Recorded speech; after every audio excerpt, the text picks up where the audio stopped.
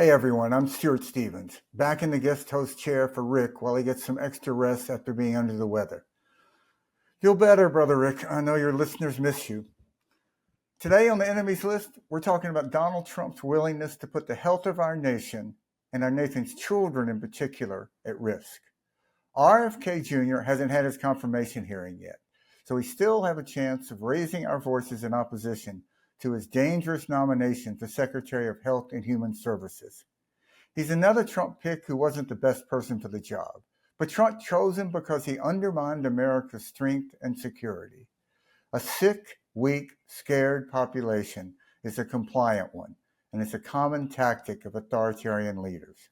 RFK Jr. is an anti-vaccine advocate and conspiracy nut who's against all mandatory vaccines, including polio and measles. He's already proven he's willing to discourage vaccinating children against dangerous childhood diseases.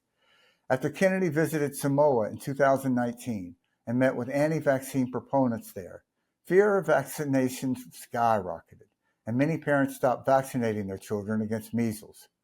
Doctors and nurses in Samoa directly attribute a devastating measles outbreak to the false information RFK Jr. spread there.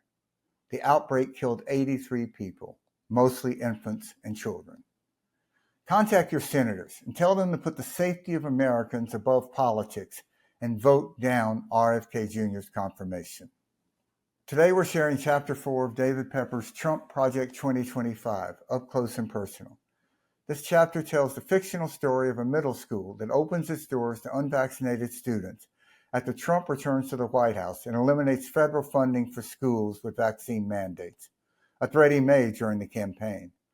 The disease outbreaks that spread rapidly through the school and community illustrate the real-world implications of not only Trump's policies, but the threat of a conspiracy theorist and anti-vaxxer in charge of our nation's health.